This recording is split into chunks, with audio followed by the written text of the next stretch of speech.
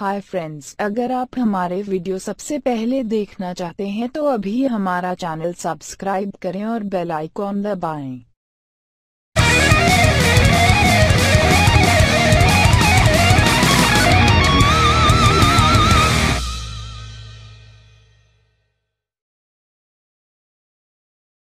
यह वीडियो एक काल्पनिक खबर पर आधारित है। इसका मकसद केवल हास्य व्यंग्य, स्वस्थ मनोरंजन और राजनीतिक कटाक्ष करना है, किसी की मानहानि करना नहीं। नमस्कार दोस्तों, आप सबका हमारे चैनल माइंड द न्यूज के इस खास प्रोग्राम बुरा न मानो फर्जी है में स्वागत है। दोस्तों, इस खास प्रोग्राम में हम आपके लिए लेकर आते हैं कुछ ऐसी काल्पनिक खबरों का पिटारा जो आपको हंसाएगा, गुदगुदाएगा और शायद कुछ लोगों को रुला भी देगा। इस प्रोग्राम का मकसद सिर्फ हास्य व्यंग, आपका मनोरंजन करना और राजनीतिक और गैर राजनीतिक कटाक्ष करना है, ना कि किसी की मानहानि करना। इसलिए इन खबरों को देख सुनकर अपने दिल पर मत ले। तो चलिए शुरू करते हैं बुरा न मानो फर्जी है के इस खास प्रोग्राम के दूसरे एपिसोड की हेडलाइन से। पाकिस्तान को उसी की भाषा में जवाब देने के लिए प्रधानमंत्री मोदी मदरसे में जाकर सीखेंगे उर्दू भाषा। आज का सनसनीखेज खुलासा, हमारे रिपोर्टर ने आखिर ढूंढ निकाली मोदी जी की डिग्री। एक नहीं बल्कि दो MA की है मोदी जी ने। बेहद सस्ती चीजें बनाने के लिए मशहूर चीन अब बनाने जा रहा है दुनिया का सबसे सस्ता पेट्रोल। पानी से भी कम कीमत होगी इस पेट्रोल की। प्रधानमंत्री मोदी के घड़ियाली आंसू रोकने के लिए नवजोत सिंह सिद्धू कांग्रेस छोड़ अब वापस ज्वाइन करेंगे बीजेपी। मोदी जी की मन की बात के रेडियो प्रोग्राम की तर्ज पर बॉलीवुड की सबसे संस्कारी एक्ट्रेस सनी लियोनी अब शुरू करने जा रही है खास रेडियो प्रोग्राम, जिसका नाम होगा तन की बात। तो चलिए अब खबरें विस्तार से। मोदी जी ने पीएम बनने के फौरन बाद ही पाकिस्तान को धमकाया था कि अगर पाकिस्तान ने भारत पर हमले बंद नहीं किए तो वे उसका पाकिस्तान को उसी की भाषा में सबक सिखाएंगे। लेकिन उनकी भाषा में सबक सिखाने से लोगों ने ये मतलब निकाला कि मोदी जी देश के एक जवान के सर के बदले पाकिस्तान के जवानों के 10 सिर काटेंगे। अब यह किसको पता था कि वो तो सिर्फ एक गीदड़ भक्की थी। असल में तो मोदी जी कुछ और कहना चाहते हैं। तो आखिर क्या थी इसके पीछे की असली कहानी, देखिए इस खास रिपोर्ट में।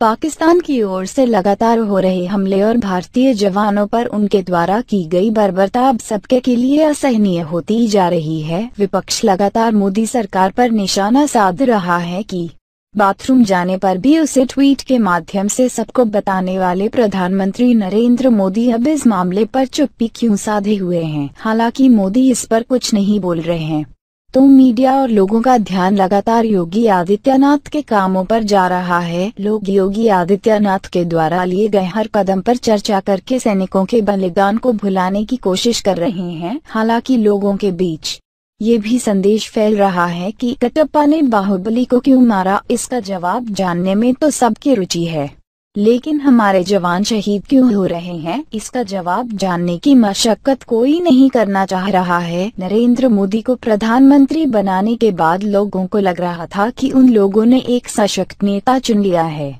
जो हर एक बड़ी समस्या पर तुरंत एक्शन लेकर उसको सुलझाने की काबिलियत रखता है। लेकिन जवानों की शहादतों के बाद मोदी जी का इस विषय पर कुछ ना कहना लोगों को अखर गया, और वो लोग जो उनसे बड़ी उम्मीदें लगाए बैठे थे उन सबकी आशा को एक धक्का लगा या यूं कहें निराशा हाथ लगी। लेकिन सूत्रों की माने तो उन लोगों को निराश होने की बिल्कुल की भी जरूरत नहीं है जो चाहते थे कि मोदी जी पाकिस्तान को कठोर सबक सिखाएं। मोदी जी ने एक खुफिया तरीके से पाकिस्तान को सबक सिखाने की ठान ली है। दरअसल नरेंद्र मोदी पाकिस्तान को उसी की भाषा में जवाब देना चाहते हैं, इसलिए वो उर्दू सीख रहे हैं। सूत्रों के अनुसार प्रधानमंत्री नरेंद्र मोदी जल्द उर्दू सीखकर पाकिस्तान को उसी के भाषा यानी कि उर्दू में ट्वीट करके करार जवाब देंगे। अभी प्राप्त खबर के अनुसार अपने बयान अनुसार मोदी जी ने पाकिस्तान को उसी की भाषा में जवाब देने के लिए उर्दू सीखनी शुरू कर दी है। सूत्रों के मुताबिक उन्हें पुरानी दिल्ली में स्थित एक मदरसे में सर पर मुस्लिम टोपी पहनकर उर्दू सीखने जाते देखा गया है पाकिस्तान को उसी की भाषा में जवाब देने के लिए उर्दू सीखने की घोषणा प्रधानमंत्री मोदी ने खुद ट्विटर से की। ये तो आने वाला भविष्य ही बताएगा कि मोदी का पाकिस्तान को उसी के भाषा में ट्वीट कितना प्रभावशाली रहेगा। लेकिन उनका ये कदम अभी के लिए सराहनीय है। इसी बहाने वो कम से कम एक नई भाषा तो सीख लेंगे।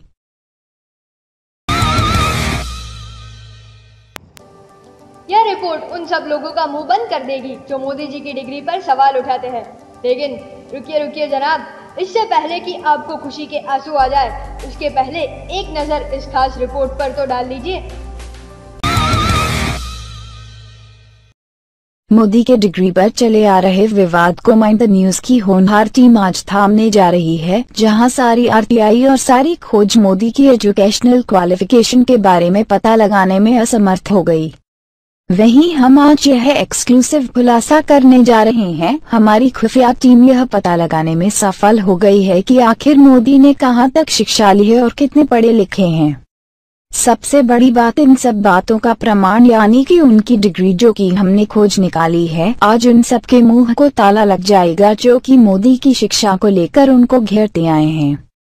आखिर क्या कारण था कि मोदी ने अपनी शिक्षा के बारे में जो जानकारी दी थी अथवा जिन यूनिवर्सिटी आदि का जिक्र किया था, वे सभी मोदी की डिग्री को सार्वजनिक क्यों नहीं कर सके। अब चाहे वह दिल्ली यूनिवर्सिटी हो या गुजरात यूनिवर्सिटी, किसी ने भी मोदी की डिग्री पर कुछ भी बताने से साफ इनकार कर दिया। जो लोग यह मानते हैं कि मोदी एक अनपढ़ या जाहिल हैं, उनको यह जानकर बड़ा झटका लग सकता है, क्योंकि मोदी ने एक नहीं बल्कि दो एमए की हैं। जी हाँ, भारत के प्रधानमंत्री नरेंद्र मोदी डबल एमए हैं और ये डबल एमए उन्होंने की है IIJ यूनिवर्सिटी से, यानी कि इंडियन इंस्टीट्यूट ऑफ जुमलेबाजी IIJ। उनकी स्पेशलाइजेशन के विषय जुमलेबाजी रहा है। इससे भी ज्यादा खुशी की बात यह है कि IIJ के संस्थापक भी खुद मोदी ही हैं। एक और सवाल जिसका जवाब लोगों को नहीं मिल पा रहा था वह था कि मोदी जी के क्लासमेट्स, तो मोदी जी के साथ जो और उनके साथ ही या क्लासमेट्स थे वह हैं अमित शाह, स्मृति ईरानी, अनुपम खेर, बाबा रामदेव और श्री रविशंकर। IIJ से जुमलेबाजी में डबल एमए करने के बाद अब मोदी जी अपने ऊपर वाले सभी साथियों के साथ इसी विषय में PhD भी करने जा रहे हैं।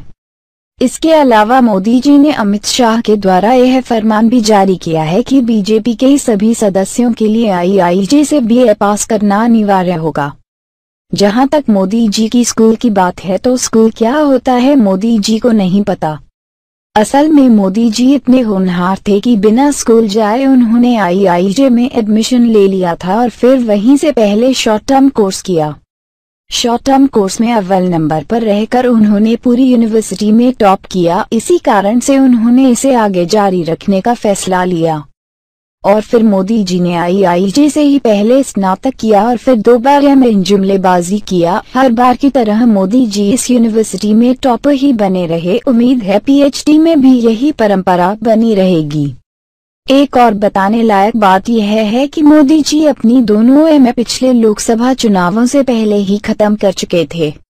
यही कारण था कि उन्होंने अपने कोर्स के दौरान सीखी हुई सभी बातों का भरपूर इस्तेमाल 2014 के लोकसभा चुनावों में किया और बहुत ही बड़े मार्जिन से चुनाव जीतकर इस देश के प्रधानमंत्री बने।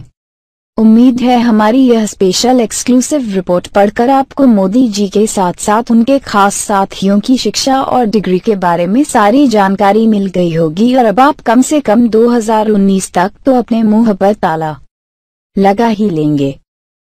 हमारे पास मोदी जी की डिग्री और मार्क्सशीट मौजूद है। अगर आप उसे देखना चाहते हैं तो नीचे कमेंट लिख कर बताएं, लेकिन उसको देखने के बाद अगर आपको हॉट टॉक आ गया तो उसके जिम्मेदार हम नहीं होंगे। भारत का खास पड़ोसी देश चीन, जो कि अपनी सस्ती चीजों के लिए जाना जाता है और जिसने भारत के बाजारों को लगभग अपने कब्जे में किया हुआ है, वो अब दुनिया का सबसे सस्ता पेट्रोल भी बाजार में उतारने जा रहा है। अगर ऐसा हुआ तो भारत समेत दुनिया भर में आग लग जाएगी, क्योंकि पेट्रोल के बढ़ते दामों ने दुनिया भर की नाक में दम किया हुआ है। जानिए कैसे बनेगा ये पेट्रोल और क्यों होगा ये इतना सस्ता। देखिए यह रिपोर्ट।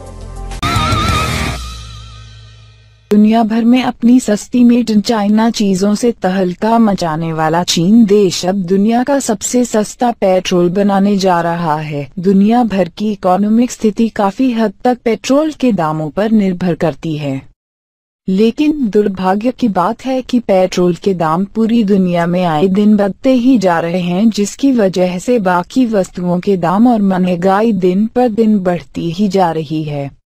इस मामले में भी एक बार फिर चीन देश ने बाजी मार ली है और ऐलान कर दिया है कि वह दुनिया का सबसे सस्ता पेट्रोल बनाने जा रहा है और अगले 1 साल के अंदर यह पेट्रोल दुनिया के सब देशों में बिकने लगेगा।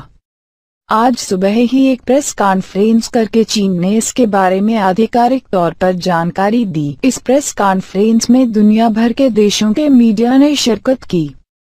एक सवाल जो सबके मन में था कि आखिर चीन किस तरह से पेट्रोल का दाम कम करेगा, इसका जवाब देते हुए चीन ने सबको चौंका दिया जब उसने बताया कि यह पेट्रोल चीन के लोगों के सूसू से बनेगा।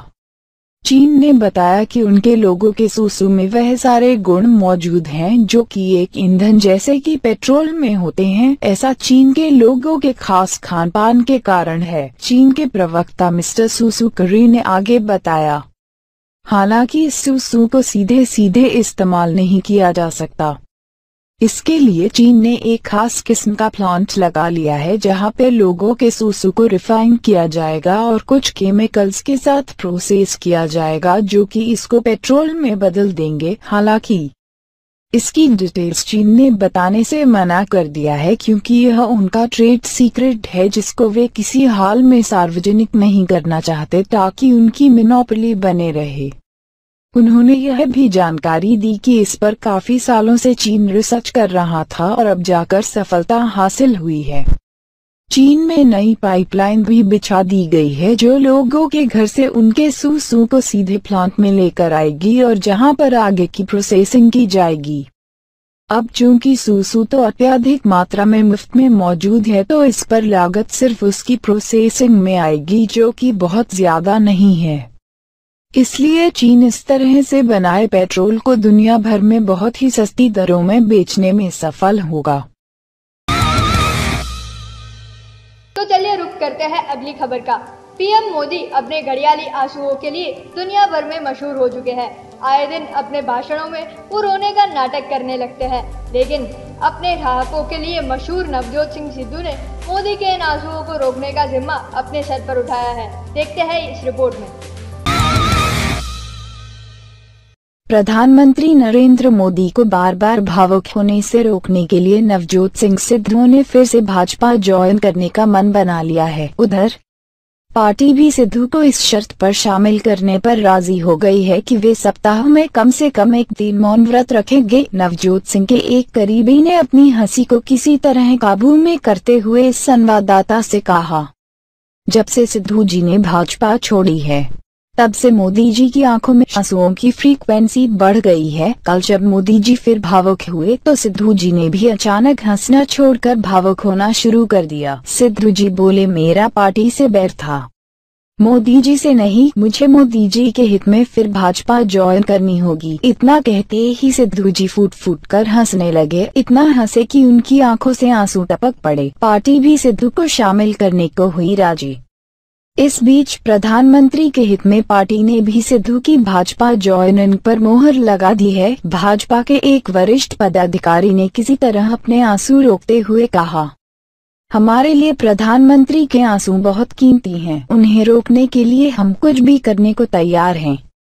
यहाँ तक कि सिद्धू को पार्टी में शामिल करने को भी बस हमने एक शर्त रखी है कि वे सप्ताह में कम से कम 1 दिन मौन व्रत रखेंगे ताकि उस दिन पार्टी काम कर सके। इतना कहते ही वे जोर जोर से रोने लगे, शायद सिद्धू के संभावित ठहाकों की वजह से। मोदी जी की मन की बात का असर देश में और किसी और पर हुआ हो या नहीं, लेकिन बॉलीवुड की सबसे संस्कारी एक्ट्रेस सनी लियोनी पर तो जरूर हुआ है, और वो भी इतना कि मोदी जी से प्रेरणा लेते हुए सनी लियोनी ने अपना खुद का प्रोग्राम शुरू करने की ठानी है, जिसका नाम उन्होंने रखा है तन की बात। जैसा कि नाम से ही जाहिर है कि इस प्रोग्राम में सनी लियोनी अपने किन संस्कारों को दिखाने वाली है। यह खबर सुनते ही देश भर में उनके दीवाने पागल से हो गए हैं। तो आखिर क्या खास होगा सनी लियोनी के इस तन की बात प्रोग्राम में, आइए जानने की कोशिश करते हैं इस खास रिपोर्ट से। मोदी के रेडियो प्रोग्राम मन की बात से प्रभावित होकर बॉलीवुड एक्ट्रेस सन्नी लियोनी ने तन की बात के नाम से नया प्रोग्राम शुरू करना चाहती है। हालांकि यह प्रोग्राम सिर्फ 18 वर्ष के ऊपर वाले दर्शकों के लिए होगा, जिसमें सन्नी लियोनी न सिर्फ अपने तन की बात करेगी अपितु दूसरी बॉलीवुड अभिनेत्रियों के तन की बात भी करेंगी। हमारे रिपोर्टर को एक इंटरव्यू देते हुए सन्नी ने बताया कि यह एक तरह से उनके मन की बात ही होगी, यानी कि वह मोदी के तरह जो भी बोलना चाहे बोलेंगी। सन्नी लियोनी के फैंस के लिए सबसे बढ़िया बात यह है कि इस प्रोग्राम को लाइव पेश किया जाएगा और इस पर किसी भी तरह का सेंस नहीं किया जाएगा। जैसे कि प्रोग्राम के नाम से ही जाहिर है कि इस प्रोग्राम में गर्मा गर्म बातें की जाएगी। इससे भी ज्यादा मजेदार बात यह है कि सन्नी लियोनी तन की बात प्रोग्राम में अपने पहले की पॉर्न फिल्मों के बारे में भी बात करेगी जिनमें कि उन्होंने काम किया है। चूंकि यह प्रोग्राम सिर्फ बालिगों के लिए है, इसलिए इसका प्रसारण रात को 12 बजे किया जाएगा। इसमें न सिर्फ सन्नी लियोनी बात करेगी अपितु इसमें उनकी फेमस पॉर्न फिल्मों के कुछ अंश भी दिखाए जाएंगे।